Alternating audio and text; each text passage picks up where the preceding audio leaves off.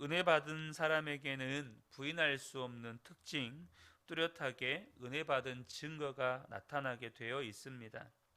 우리가 은혜 받았다는 말은 도무지 은혜 받을 만한 자격이 없는데 말할 수 없는 하나님의 사랑과 선물을 받은 경우에 우리는 은혜 받았다라고 표현을 합니다. 우리는 다 지옥에 갈 수밖에 없는 죄인이었습니다. 그런데 하나님께서 예수 그리스도를 통해서 우리의 모든 죄를 십자가에서 대속하심으로 말미암아 우리의 모든 죄의 값을 사하셨습니다. 그리고 우리에게 살 길을 열어주셨습니다. 예수 믿은 우리는 영생을 얻었고 하나님의 자녀가 되었고, 그리고 주님은 우리 안에 오셨습니다. 죄 사함을 받았다, 죄 씻음을 받았다라고 하는 것이 얼마나 놀라운 은혜인지를 저와 여러분이 아셔야 합니다. 날마다 이 부분에 대해서 은혜의 눈이 떠지시기를 주님의 이름으로 축복합니다. 우리가 죄의 문제가 해결되지 않은 상태로 하나님 앞에 선다고 한번 생각을 해 보십시오. 그것은 말로 다 할 수 없는 끔찍한 일이죠. 그러므로 우리의 죄가 용서받은 정도가 아니고 모든 죄가 씻음 받았다라고 하는 것은 정말로 기뻐 뛰며 춤을 출 일인 것이죠. 그런데 저와 여러분은 더 깊은 은혜의 바다로 들어가셔야 합니다. 왜냐하면 우리가 처해 있는 형편이 정말로 우리 믿는 그리스도인들에게는 정말로 위기의 상황이기 때문에 그렇습니다. 개인적인 삶에도 위기들이 있겠지만 우리가 살고 있는 이 시대가 엄청난 영적 위기의 시대라는 사실입니다. 우리가 살고 있는 대한민국만 해도 곳곳에서 하나님을 대적하는 분위기가 급속하게 퍼져가고 있습니다. 그 마지막 단계가 하나님의 말씀을 거역하는 것을 법으로 제정하는 것입니다. 그래서 지금 그런 일들이 계속해서 시도되고 있고, 제가 얼마 전에도 여러분들에게 국민청원에 동의해달라고 채팅방에 국민청원을 올렸던 아마 기억이 있으실 겁니다. 이미 창조론, 진화론 논쟁은 믿는 성도들 안에서 논쟁이지 믿지 않는 세상에서는 의미가 없어질 정도로 그냥 진화론입니다. 그들에게 하나님은 계시지 않는 것이죠. 우리 자녀들 역시 학교에서 기본적으로 배웁니다. 그 진화론 이후에 이 세상은 다 하나님을 대적하는 분위기로 가고 있는 것이죠. 다들 아시는 것처럼 우리나라에서는 이제 간통죄는 죄가 아니게 되었습니다. 물론 다른 나라도 말할 것도 없죠. 이 간통죄 폐지를 외쳤던 많은 사람들이 간통죄가 죄인 나라는 우리나라밖에 없다, 소수의 몇몇 나라밖에 없다, 이렇게 외쳤죠. 더 이상 간통은 죄가 아닙니다. 양심적 병역 거부, 그것도 죄가 아닙니다. 처벌할 방법이 없어요. 나 군대 가기 싫다, 그렇게 해서 양심적으로 거부하면 처벌할 방법이 없는 겁니다. 낙태, 사람을 스스로가 죽이는 것이 이제는 합법화되었습니다. 동성애 합법화, 정말 심각한 문제죠. 왜 그것이 심각한 문제입니까? 하나님은 동성애가 죄라고 말씀하셨는데 이제는 그것을 죄라고 말하면 그게 죄가 되는 겁니다. 하나님이 동성애가 죄라고 말씀하셨습니다. 교회에서 그것을 죄라고 설교하면 그게 죄가 되는 거죠. 이게 얼마나 무서운 세상으로 가고 변해져 가고 있는지를 아셔야 합니다. 죄를 죄라고 말하면 죄가 되는 세상. 여러분, 하나님은 정말 살아계신데 이것이 정말로 심각한 문제 아니겠습니까? 특별히 마귀는 그 마귀가 조종하는 이 세력들을 통해서 교회를 혐오 세력으로 몰아가고 있습니다. 교회는 소수의 사람들, 약한 사람들의 혐오 세력이라는 것이죠. 특별히 동성애 합법화 반대 시위 때 나오는 몇몇 장면들을 악의적으로 편집해서 기독교인들을 얼마나 이기적이고 나쁜 사람인지 선전하고 있습니다. 여러분, 우리가 어떻게 해야 하겠습니까? 분명히 우리가 우리의 뜻을 이야기하고 또 함께 뜻을 모으고 함께 행동해야 할 때도 있겠지만 저와 여러분이 반드시 은혜 받은 자의 모습이어야 합니다. 그래서 우리가 더 깊은 은혜의 바다로 들어가셔야 한다는 겁니다. 이 말은 지금 우리가 받은 은혜가 부족하다는 뜻이 아닙니다. 이미 우리에게 주신 은혜로 충분하죠. 예수 그리스도의 십자가 이상의 은혜가 우리에게 필요하지 않습니다. 예수님이면 충분합니다. 예수님 한 분이면 충분합니다. 문제는 무엇이냐면 우리가 그 은혜를 온전히 깨닫지 못하고 살아간다는 것입니다. 엄청난 은혜를 받았으면서도 그 은혜를 깨닫지 못하는 것이죠. 우리에게 은혜의 눈이 뜨여지는 일이 필요하다는 것입니다. 그러면 우리의 삶이 바뀌게 됩니다. 고린도전서 2장 12절입니다.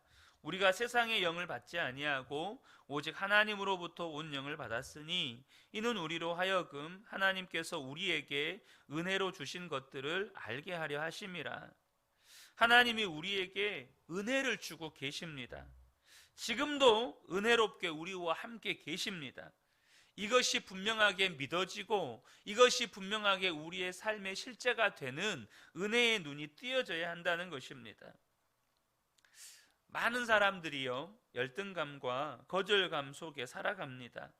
어떤 사람은 가난으로 인한 열등감과 거절감, 어떤 사람은 공부를 잘하지 못했거나 혹은 못 배운 것에 대한 열등감과 거절감, 어떤 사람은 외모, 키가 크지 못하고 외모가 이렇게 잘생기지 못하고 그런 것들로 인한 열등감과 거절감, 어떤 사람은 직업이나 사회적 지위로 인한 열등감과 거절감, 또 어떤 사람은 건강하지 못한 것에 대해서 열등감과 거절감을 가지고 살아갑니다.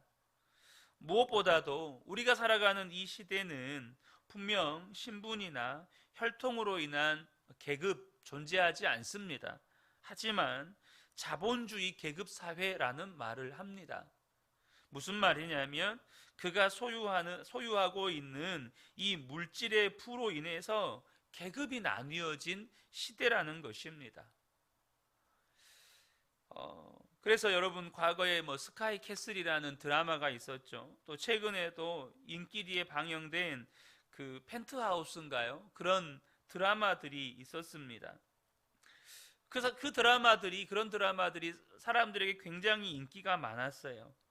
그렇게 돈 많고 일탈이나 범죄를 저지른 사람들을 욕하고 또 그가 마지막에 망하는 모습을 통쾌해하면서도 또 한편으로는 저렇게 될지라도 나도 저런 상류층 사람들 속에 속하고 싶다는 이러한 본성이 자극받는 것이죠. 나도 저런 집에 살고 싶다. 나도 저런 부류의 사람들과 어울리고 싶다. 나도 저런 부류의 사람들이 누리고 있는 온갖 향락을 나도 즐겨보고 싶다.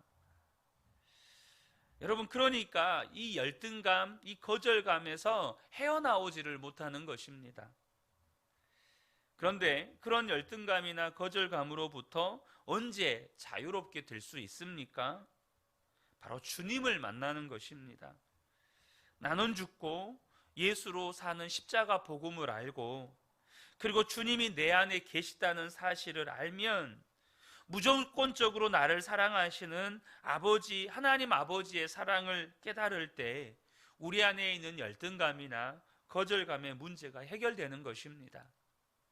절대적인 하나님의 사랑, 이 절대적인 하나님의 사랑과 은혜 앞에 우리가 이 상대적인 열등감과 거절감을 느끼고 살아가는 이 시대, 그 모든 상대적인 거절감, 열등감 다 녹아져 버리는 것입니다. 여러분, 그렇게 열등감과 거절감 속에 있었던 나를 주님이 사용하십니다. 약한 자를 일부러 택하신다고 말씀하십니다. 질그릇 같은 우리 속에 보배를 담았다고 말씀하십니다. 이제는 더 이상 그런 문제 때문에 힘들어할 이유가 없는 것이죠. 은혜의 눈이 뜨이는 것은 여러분 정말로 엄청난 일인 것입니다. 마치 은혜 없이 사는 사람처럼 살다가 세상에서 가장 행복한 사람처럼 사는 것이 은혜의 눈이 뜨이는 것입니다. 이렇게 더 깊은 은혜의 세계에 들어가기 위해서 우리에게 필요한 것이 기도입니다. 기도는 은혜의 눈이 뜨이는 것과 밀접한 관련이 있습니다. 시편 116편의 기자도 하나님의 은혜를 노래하면서 고백하는 것이 평생 기도하겠다는 것입니다. 1절과 2절을 보면 주님께서 나의 간구를 들어주시기에 내가 주님을 사랑합니다. 나에게 귀를 기울여 주시니 내가 평생토록 기도하겠습니다. 여러분, 기도하면 은혜의 눈이 계속 열리게 됩니다. 기도하면서 늘 우시던 권사님이 있었습니다. 그런데 어느 날 하시는 말씀이 정말 놀랍습니다. 요즘에는 기도하는데 그렇게 울고 있지 않는 나를 발견하게 됩니다. 오랜 세월이 지났어요. 항상 기도할 때면 자신의 처지가 너무나도 슬퍼서 기도만 하면 울던 이 권사님의 눈에서 눈물이 다 사라지는 겁니다. 어느 집사님은 자살 충동에 계속 시달렸습니다. 그냥 늘 입버릇처럼 하는 말이 차라리 죽는 게 나아, 차라리 죽는 게 나아, 그랬던 분입니다. 그런데 그랬던 분이 기도의 자리를 지키다가 지금은 전도자로 살아갑니다. 여러분, 기도는 우리의 삶 전체를 바꿉니다. 왜 그렇습니까? 기도는 주님을 만나는 시간이기 때문에 그렇습니다. 우리의 문제는 상황이 어려운 게 아닙니다. 우리의 문제는 기도의 힘이 부족하기 때문입니다. 기도는 얼마나 오래 하느냐도 물론 중요한 요소겠죠. 1시간, 2시간, 3시간, 여러분 하루에 몇 시간씩 기도하냐, 그것도 중요한 문제겠죠. 하지만 기도는요, 꾸준히 매일 하는 것이 중요합니다. 다니엘 6장 10절을 보면 다니엘이 이 조서에 왕의 도장이 찍힌 것을 알고도 자기 집에 들어가서는 윗방에 올라가 예루살렘으로 향한 창문을 열고 전에 하던 대로 하루 3번씩 무릎을 꿇고 기도하며 그의 하나님께 감사하였더라. 여러분, 다니엘이 사자굴의 위기를 이겨낼 수 있었던 은혜의 깊이가 어디에서 옵니까? 다니엘 6장 10절을 보면 전에 하던 대로 하루에 3번씩 무릎을 꿇고 기도하며, 이 하루에 3번이라고 하는 것은 유대인들의 기도의 전통이고 기도의 습관입니다. 그런데 중요한 건 뭐냐 하면 하루에 3번씩 기도해야 된다, 이걸 말씀을 드리는 게 아니고 다니엘은 매일 기도했다는 겁니다. 습관을 쫓아서 매일 하나님 앞에 엎드려 기도했다는 거예요. 여러분, 습관을 쫓아 매일매일 기도했던 그의 기도의 삶에서 여러분, 사자굴의 위기를 이겨낼 수 있는 은혜의 깊이가 부어진 겁니다. 그 은혜의 놀라운 크기가 부어진 것이죠. 어떤 분들은 기도에도 응답받는 것이 없다고 말들을 합니다. 여러분, 그렇게 말하면 안 되는 것이 예수 그리스도의 이름으로 하나님의 뜻대로 하는 기도는 반드시 응답받습니다. 시간이 더디 걸릴지라도 여러분 응답받아요. 아니, 여러분 심지어 주님은 아니라고 응답해 주십니다. 모든 기도는 응답받아요. 응답받지 못하는 기도는 없습니다. 문제는 우리가 계속 기도하느냐는 겁니다. 기도는 응답받는 것도 중요하지만 응답받는 것 그 이상으로 하나님을 만나는다는 것 자체가 중요합니다. 그래서 주님을 만나는 것 그 자체로 우리에게 은혜가 부어지는 겁니다. 스탠리 존스 선교사님이, 여러분 종종 제가 스탠리 존스 선교사님에 대한 이야기를 드리는데요, 이분은 타임지 표지 모델로 선정된 적이 있습니다. 그래서 세계 최고의 선교사라고 평가를 받았던 분입니다. 15살에 십자가 복음을 들었고 17살에 회심을 했습니다. 17살 때 어느 날 교회에서 부흥회가 열렸는데 셋째 날 저녁 집회 때 그가 부흥에 가려고 집을 나서는데 이상하게 마음이 뜨거워져서 기도를 하고 싶었습니다. 그래서 자기 방에 들어가 침대에 엎드려 하나님께 기도했습니다. 하나님, 오늘 저를 구원해 주세요. 그게 무슨 말인지도 모르고 그렇게 기도를 했습니다. 그렇게 기도하고 교회를 뛰어갔다고 그럽니다. 그는 그 전에도 교회를 계속 다녔지만 교회 갈 때 뛰어가 본 적이 한 번도 없었답니다. 교회 예배당에 들어갔는데 맨 앞자리에 나와 앉았습니다. 그는 그동안 여러 번 교회를 나왔지만 한 번도 예배당 맨 앞자리에서 예배를 드려본 적이 없었답니다. 근데 그날은 맨 앞자리로 나가고 싶었습니다. 부흥 강사님이 설교를 하고 결신 초청을 할 때 그는 맨 앞에 나가서 강단에 무릎을 꿇으려고 할 때 천국이 자기 영 안에 들어왔다고 고백을 했습니다. 무언가 뜨거운 것이 자기 심령 속에 임하였는데 그때 자기 안에 놀랍게 7가지가 변했다는 겁니다. 첫 번째, 하나님께 용서받았다는 느낌이 강하게 들었습니다. 두 번째, 본향으로 돌아왔다는 느낌을 받았습니다. 세 번째, 삶의 방향이 분명해지며 삶의 목적을 찾았다는 느낌이 들었습니다. 네 번째, 혼자가 아니다, 늘 함께 계시는 분이 있다는 것을 알았습니다. 다섯 번째, 어엿한 사람이 되었다는 느낌이 들었습니다. 여섯 번째, 온전해졌다는 느낌이 들었습니다. 일곱 번째, 은혜를 받았다는 느낌이 들었습니다. 은혜의 눈이 뜨이는 분명한 사건이 이 스탠리 존스 선교사님께 있었다는 겁니다. 여러분, 저와 여러분이 아셔야 합니다. 이렇게 은혜의 눈이 띄어지는 사건에는 언제나 기도가 따라가는 것입니다. 특별한 기도가 따라가는 것이에요.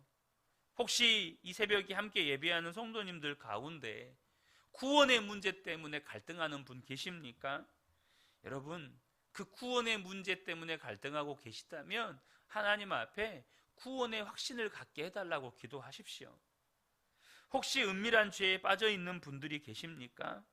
하나님, 제가 이런 생활 청산하고 싶습니다. 하나님의 말씀대로 살게 해주십시오. 여러분, 기도하시라는 겁니다. 그러면 다 응답 받습니다. 목적도 없고 방향도 없고 그래서 먹고 있는 것을 위해서 사는 것 같은 분들이 계십니까? 하나님, 이제 이런 생활 청산하고 하나님이 주신 사명대로 살게 해주십시오.